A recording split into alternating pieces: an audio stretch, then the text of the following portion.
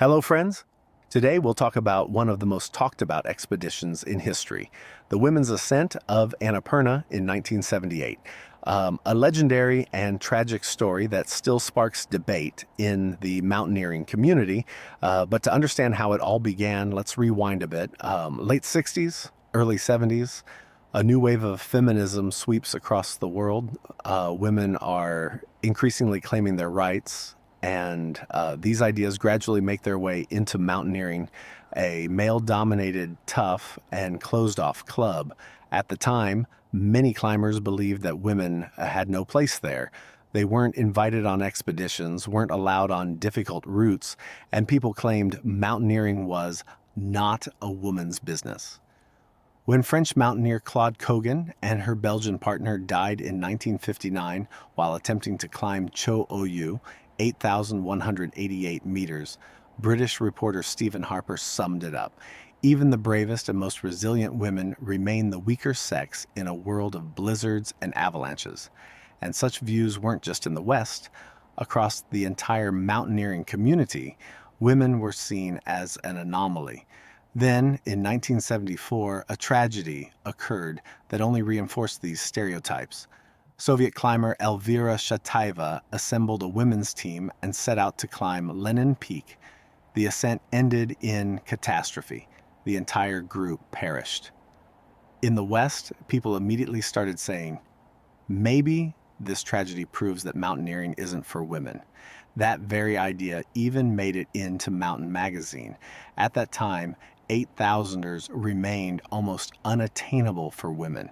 Almost, and then in 1972, on Noshak, 7,492 meters, Afghanistan, three women met who would change history. 27-year-old Arlene Blum, a biophysicist, chemist, and climber from Berkeley, was making her way to her team's high camp. That's when she spotted Wanda Rutkiewicz, the legendary Polish mountaineer, who had just set a new height record for Polish women with her teammates.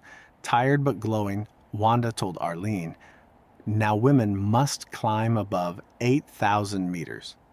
In base camp, another climber joined them, Alison Chadwick-Anyszkevic. They started discussing an idea. What if they organize an all-women expedition to an 8,000er? By that time, Arlene had heard plenty of people say women didn't belong in mountaineering. In 1966, while she was in graduate school, her academic advisor told her, "You're just wasting your time, girl." And when she wanted to join a commercial expedition to Denali in 1969, the organizer said, women aren't allowed above base camp. But you know what? Arlene went anyway, and in 1970, she climbed Denali as part of the first all-women team. Then came Everest, the 1976 American expedition. Same story as always. Women weren't allowed to reach the summit. Arlene was furious. On her way home, she stopped by the Ministry of Tourism in Kathmandu and submitted an application for an all-women expedition to Annapurna. And that's when things got really interesting. A few months later, Arlene Blum returned to California and immediately started assembling a team. And you know what? It wasn't easy. It was really hard to find women climbers back then, Arlene recalled. The idea of climbing Annapurna sounded cool, but it was tough work. I didn't just need strong athletes. I needed people with a level head, endurance, and determination. Despite all the challenges, the team eventually came together, and it was a powerhouse lineup. Alison Chadwick-Anyszkevic, one of the best female climbers of her time, 36 years old. Annie Whitehouse, a 21-year-old from Wyoming. Vera Watson, a 46-year-old climber from California. Irene Miller, 43, also from California. Margie Rushmore, the youngest on the team, just 20 years old. Vera Komarkova, an American of Czech descent. Joan Fiery, Pyro Kremar, Liz Klobosicki, Christy Thews, a few more experienced climbers, and the filmmakers Diana Taylor and Mary Ashton, who were there to document everything on camera. They all had climbing experience, and some had years of participating in the most challenging expeditions. But even that wasn't enough. They spent a full 2 years training together, doing joint ascents to be 100% ready for Annapurna. The team was assembled. One problem remained: money. At the time, an expedition to an 8,000er cost a staggering $80,000. Where could they get that kind of money? They found an unconventional solution: selling t-shirts. The design was simple but catchy. The shirts featured the slogan, "A woman's place is on top." The slogan was meant as an empowering message for feminists, but unsurprisingly, some men took it a bit differently.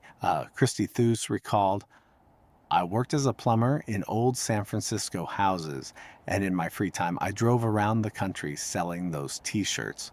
We went to fairs, offered them to everyone, and sometimes, well, it was funny.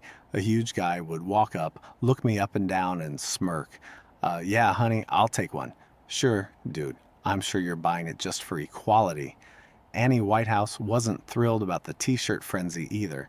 I didn't really like wearing them. At fundraising parties, weird guys would sometimes show up.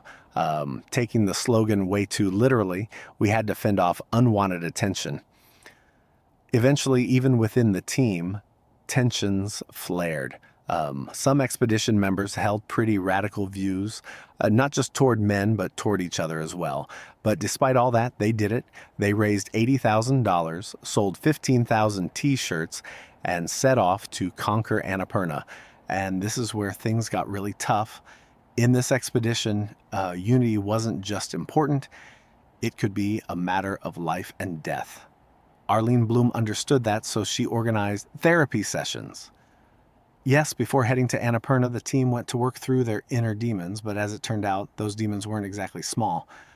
During one session, climber Joan Fiery bluntly stated, "To be honest, I don't completely trust Arlene's leadership skills." Other team members kind of supported Blum, but hinted they didn't want her to be a dictator and they wanted a team player. Arlene later recalled, "I thought women had less individualism than men. But you know what? Anyone who wants to climb a mountain like Annapurna has sky-high personal ambitions." And the stats for that mountain were, to put it mildly, grim. By August 1978, only 8 people had ever reached the summit. The catch? 9 climbers had died trying. That meant you had a better chance of dying than making it back down. There weren't many routes to the top either. Just 3 known ones. Arlene chose the Dutch rib because a Dutch team had climbed it the year before without any fatalities. They called it a safer alternative, but maybe they just got lucky. Blum later admitted, "I had no idea how dangerous that place was. There wasn't much history of climbs on Annapurna back then, and when we scouted the route in December 1977, everything was frozen solid. If I'd known how brutal the avalanches were at other times of the year, maybe we wouldn't have gone at all." But since the expedition was happening, they couldn't do it without Sherpas, and that brought another challenge. Sherpas, of course, were men, and this was a women's expedition. That would surely spark a wave of criticism, so Arlene came up with a genius idea. Why don't we hire women Sherpas? Yes, in Nepal, women worked alongside men, but not in high-altitude mountaineering. They carried loads, helped in camps, but didn't climb to summits. The plan was to hire female porters at lower altitudes and train them in climbing basics. But reality, as always, had its own plans. When Blum arrived at base camp, she discovered that their Sirdar, the head of the Sherpas, had made his own decisions. Instead of climbers, he selected 2 women, Psankyanen and Ankdai, as kitchen helpers. Climb? Not a chance. And so, alongside the all-women team, there were now male Sherpas in the expedition. Lapsang Sering, the Sirdar, chief among the Sherpas. 5 high-altitude porters, who, as it turned out, did far more than just carry loads. They set ropes, established camps, broke trail through the snow, and eventually climbed to the summit themselves. The idea of female Sherpas didn't catch on for another reason, too. The male Sherpas were against it. "If women start working at high altitudes, we'll be out of jobs," they protested. In the end, the local women, realizing they wouldn't be allowed to climb, got angry, slammed the door, and left. Arlene later recalled, "I love the idea of including Nepali women in the team, but, as they say, it wasn't meant to be." Meanwhile, the expedition was approaching its real test, the climb itself. The Sherpas weren't exactly supportive of the idea. Women on an expedition? Sure, but only for washing clothes, cooking, and handling camp chores. Climbing? Absolutely not. Today, Nepali women do participate in high-altitude expeditions, but back then the idea was far ahead of its time. And so on August 16th, 1978, a caravan of 230 people, climbers, Sherpas, porters, set out from Pokhara. Their route followed an ancient trade path to Mustang and Tibet. After 11 days, on August 27th, they reached base camp. On September 3rd, the first three climbers, Vera Watson, Annie Whitehouse, and Piero Kramer, set off for the second high camp at 5,640 meters. They pitched their tents at the same spot where the Dutch expedition had camped the year before. The women fixed several dozen meters of rope, even reusing old lines left by the Dutch. At the time, the alpine style of climbing, with minimal camps, light gear, and fast ascents, wasn't yet popular. Climbers would spend months living in the mountains, hauling tons of equipment, so the ascent process dragged on. The women reached Camp 2 only in September, and the most dangerous section still lay ahead, the avalanche-prone slopes between 5,600 and 6,400 meters. As expedition leader, Arlene Blum decided to appoint team leaders, the strongest ice climbers.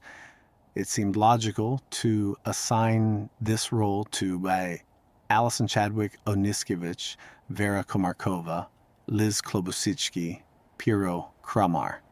They were supposed to climb alongside the Sherpas. But then the team erupted in protests. Vera Watson argued that the decision was unfair, and Irene Miller even suggested leaving the expedition altogether. In the end, almost everyone became a leader. Not everyone was happy about this. For example, Chadwick-Anyszkevic openly criticized the strategy. In short, conflicts flared up within the team. Each woman wanted to be the first to reach the summit. On top of that, the Sherpas went on strike, complaining about poor equipment and demanding extra pay. Still, there were good moments too. For example, they celebrated a birthday at camp. The youngest team member, Margie Rushmore, turned 21, while the oldest, Joan Fiery, turned 50. Joan carried plant sprouts in plastic water bottles throughout the climb, hiding them in her sleeping bag at night to keep them from freezing. Thanks to her, they had a real salad at camp. Before the final ascent, the Sherpas built a 1.5-meter stone altar and held a ceremony to honor the mountain gods. At that moment, the sun peeked through the clouds and lit up Annapurna's summit, so distant and yet so close. On September 17, 1978, the final ascent via the Dutch route began, the most difficult and dangerous stage of the expedition. Vera Komarkova, Piero Kramer, and Sherpa Tsiwang Rinzing went first, climbing halfway up the ridge. But then the weather took a sudden turn. A storm engulfed Annapurna. Heavy snow buried Camp 2. The avalanche risk skyrocketed, and they had to dig out the tents every few minutes to keep them from being crushed. Luckily, the storm passed. Annie, Vera, and Sherpas Mingma and Pemba continued their climb and reached the ridge's summit on September 21st. But on September 26th, disaster struck. A massive avalanche broke loose from the glacier, racing toward Camp 1, where Taylor Ashton and Thews were staying. Here's how Thews described the moment. At first I thought, oh, this is cool. Diana can film the avalanche. It took me 30 to 40 seconds to realize we wouldn't just watch the avalanche, we'd be caught in it. Taylor Ashton shared her own terrifying memory. The avalanche roared straight at us. It felt like it was moving 100 miles per hour. Christy and Joan just screamed for us to run. When it hit, I was flung down the slope with brutal force. The only thought in my head was, Keep your hands in front of your face to make an air pocket. Figure out which way is up. Everything went dark, and I thought I'd been buried alive. Miraculously, a narrow snow bridge stopped Taylor from falling into a deep crevasse. Ashton quickly dug her out. Incredibly, no one was injured. The avalanche danger was so severe that the team seriously debated abandoning the expedition and heading home, but turning back meant all those months of preparation, effort, and risk would be for nothing. They decided to keep going. On October 13th, the first summit team, supported by Lakpa Sherpa, climbed to Camp 4 at 7,010 meters. Meanwhile, Chuang, Mingma, and Margie tried to set up Camp 5 at 7,400 meters.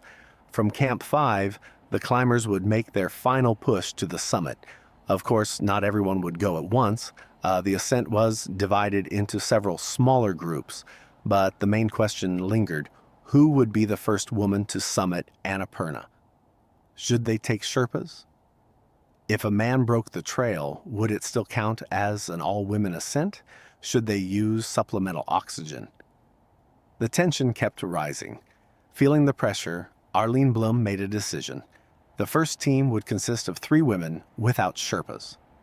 The second team would include 2 Sherpas and 2 climbers.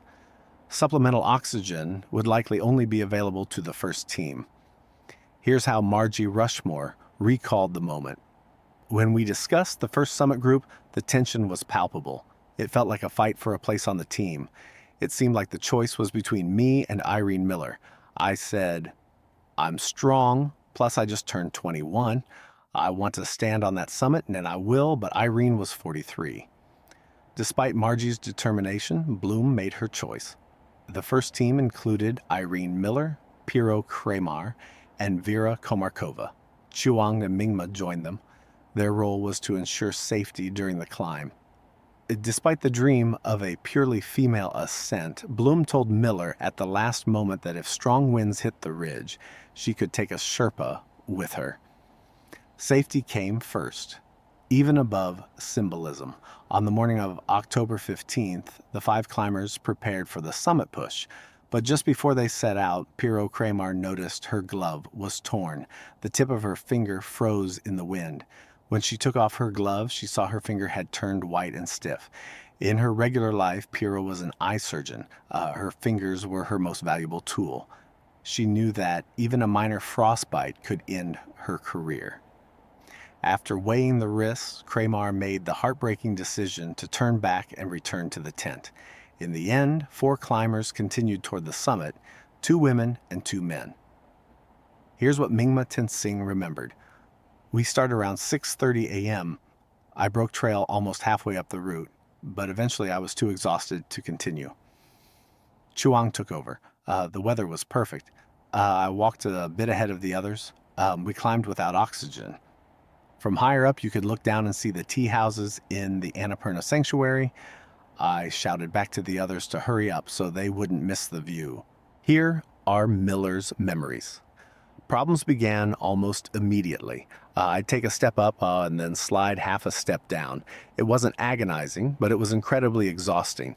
At 7,700 meters, after 3.5 hours of climbing, Vera said, "I feel like my brain is boiling." So we pulled out the oxygen tanks. And just like that, another dream, a women's ascent without oxygen, crumbled. Despite the hardships, the climb went steadily upward. The rocky sections near the summit weren't a major obstacle. The team walked right over them, their crampons scraping against the stone. Reaching the summit ridge, Chuang began running back and forth, trying to locate the highest point. They crossed 3 or 4 small peaks before finally standing on the true summit of Annapurna at 3:30 p.m. on October 15th, 1978. On top of the world's 10th highest mountain, 4 climbers stood. They unfurled several flags, the American flag, the Nepali flag, and a banner reading, "A woman's place is on top." But could this really be called a purely female ascent? 2 women and 2 men stood on the summit. The Sherpas enjoyed the views while the women breathed oxygen. Questions about the ideals of a women-only ascent arose immediately. But what mattered most was that the climb was successful. The team began their descent along the same route and returned to the camp without incident. Here's how Irene Miller remembered it. The oxygen ran out pretty quickly. We reached the camp just as darkness fell. I collapsed on the ground behind the tents and started laughing. Initially, Arlene Blum suggested forming a second summit team, which would include Chuang Raijing and Mingma chairing Alison Whitehouse, Margie Rushmore, Chadwick-Anyszkevic, and Vera Watson. But, as Whitehouse later recalled, almost everyone suffered frostbite. Chuang and Mingma were injured during the summit climb. Margie Rushmore frostbit her feet, breaking trail to Camp 5. Piro Kramer had frostbite on her finger. Ang Pemba and Lapsang Charing fell ill.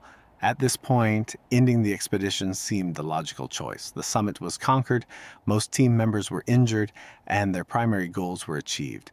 But Alison, Chadwick-Anyszkevic, and Vera Watson refused to leave without summiting. These were experienced, determined climbers, and no one could change their minds. They were also deeply frustrated that the women's ascent had fallen short of their original vision. So they made a bold decision. They would climb to the summit alone without Sherpas to prove a women-only ascent was possible. The next morning, people watched from base camp through binoculars as Alison and Vera slowly but steadily climbed toward Camp 5. They moved much faster than the first group. They didn't need to carry heavy gear as everything was already in Camp 5. The women in base camp watched their progress through binoculars until darkness cloaked the summit. But that evening, Alison and Vera didn't check in. The radio remained silent the next morning, too. Everyone scanned the slopes, searching for any sign of movement, but the mountain was empty. For the next few days, Arlene Blum begged the Sherpas to go search for the climbers, but they refused. They were exhausted and frostbitten. It wasn't until the third day that Lapa Norbu and his companions went back up the mountain. Lapa Norbu later recalled, "We spent a lot of time with these women and knew them well, but the mountain was windy and the route turned out to be dangerous. Maybe the reason we finally went was a sense of guilt for not going with them in the first place. We found them just below Camp 4. One had fallen into a crevasse, the other was caught on the surface. They were still tied together by a rope. I barely remember anything else from that climb, except their bodies." It was clear that Alison, Chadwick-Anyszkevic, and Vera Watson never reached Camp 5. On October 17th, they had either been hit by falling rocks or, more likely, slipped on an icy section, plunging 300 meters down until one fell into a crevasse. The Sherpas believed they had died instantly in the fall. Arlene Blum later wrote, "I asked Piro and Vera to go back up the next day to examine the bodies. They got up at dawn, but Piro's frostbitten finger flared up again and they had to cancel the climb. Now, knowing where to look, I took the binoculars and carefully scanned the slopes near Camp 4. Only then did I see the small red dot. It was Alison's jacket. With deep grief, the team packed their gear and descended to base camp. There, alongside the names of the 7 climbers who had perished on Annapurna before them, they engraved the names of Vera and Alison. Their names would remain on that stone forever, and facing the summit they had so desperately dreamed of reaching. After returning to the United States, some of the team were invited to the White House. The New York Times called the climb an inspiring example for women. But soon a storm of criticism followed. Skeptics argued it wasn't a true women's ascent. The women weren't alone. They were surrounded by Sherpas who broke trail, fixed ropes, set up camps, carried loads, and stood on the summit too. In 1981, Outside Magazine published an article by David Roberts about women's mountaineering. In it, he accused Arlene Blum of forcing exhausted, frostbitten Sherpas to risk their lives searching for the missing climbers. Headlines appeared, "The women's climb failed. Why the women's climbing movement led to tragedy." But despite the criticism, in 1980, Arlene Blum published her book, Annapurna, A Woman's Place. The book became a beacon of hope for a generation of female climbers, proving that even in failure and tragedy, their courage and determination had changed history. Thank you for watching the video. Don't forget to like, subscribe, and hit the bell so you don't miss new stories.